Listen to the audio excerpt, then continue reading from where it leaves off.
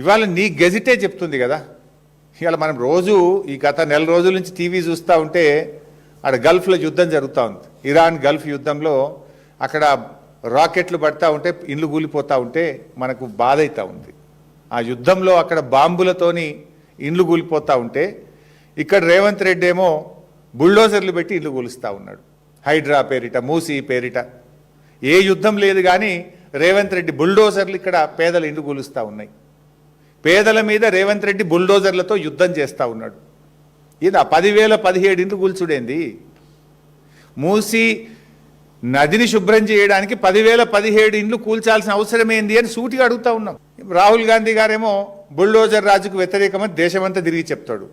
మరి రేవంత్ రెడ్డి కూల్చే ఈ బుల్డోజర్ రాజ్యం రాహుల్ గాంధీ కనబడతలేదా?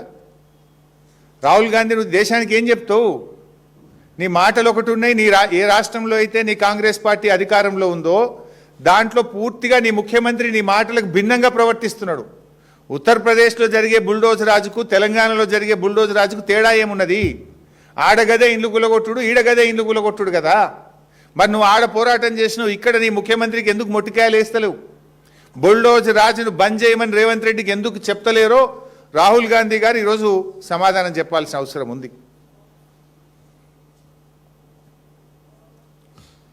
ఇవాళ ఇంకా చాలా విషయాలు కూడా ఉన్నాయి. బట్ నేను కొన్ని ఇలా డాక్యుమెంట్స్ కూడా ప్రజల ముందు పెట్టదలుచుకున్నా.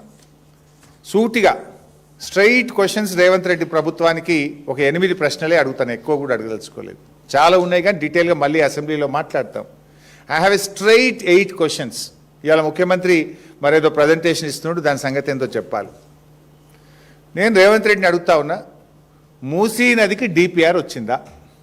ఇప్పుడు నీ ప్రాజెక్టుకు నువ్వు చేయబోతున్నటువంటి ప్రాజెక్టుకు డిపిఆర్ ప్రిపేర్ అయిందా? డిపిఆర్ ఉంటే పబ్లిక్ డొమైన్లో పెట్టు, ప్రజల ముందు పెట్టు. ఒకవేళ డిపిఆర్ ప్రిపేర్ కాకపోతే ఎందుకు నువ్వు పేదల ఇల్లు కూలుస్తున్నావు? ఎందుకు ఆ పేద మధ్యతరగతి ప్రజలకు నోటీసులు ఇచ్చి నిద్రలేని రాత్రులు ఎందుకు గడిపేలా చేస్తున్నావు? నేను అసెంబ్లీ డాక్యుమెంట్ మీ ముందు పెట్టబోతా ఉన్నా. ఇది మొన్న పోయిన అసెంబ్లీ సెషన్లో జనవరి 2026. ఇది this answer is approved by honourable chief minister కింద చూడండి.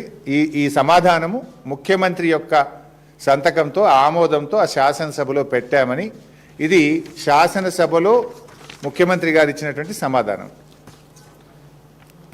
Question number 1363.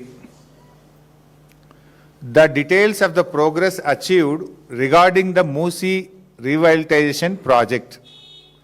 ఇందులో ఆన్సర్ ఏమంటారంటే, the consortium will study, plan, analyze, design, prepare and submit the following DPR in 18 months from Usman Sagar to Gauravelli and Himayat Sagar to Bapu Ghat. Himayat Sagar to Bapu ghat DPR ఇవ్వడానికి 18 నెలలు పడుతుంది అని ముఖ్యమంత్రి గారు అసెంబ్లీలో ఇచ్చిన సమాధానం. ఎప్పుడు ఇచ్చిన? మొన్న జనవరిలోని. ఇప్పుడు నెల రోజుల కింద, 2 నెలల కింద ప్రభుత్వం ఇచ్చిన సమాధానం ఇది. బాపు ఘాట్ నుంచి